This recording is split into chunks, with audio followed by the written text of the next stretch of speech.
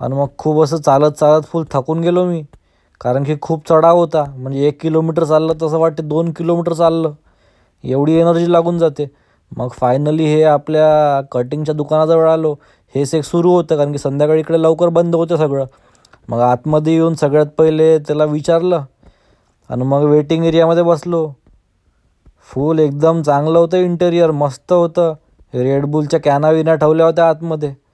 मग आपली बारी येतपर्यंत वाट पाहिली. मग भाऊला विचारलं पुन्हा थोड्या वेळाने, किती वेळ? भाऊ म्हणे अजून 5 मिनटं आहे म्हणे. तोपर्यंत हे फुटेज घेत बसलो मी. ह्याच्या इंटेरियरचे चांगलं इंटेरियर वाटलं मला, म्हणजे आतापर्यंत जेवढ्या जागेवर कटिंग केली हे बेस्ट होतं. मग फायनली आपली बारी आली आणि हा हे गोरे भाऊ आपलं केसिंग गिटिंग करायला बसले. आणि मग केस कापणं सुरू केलं भाऊनं.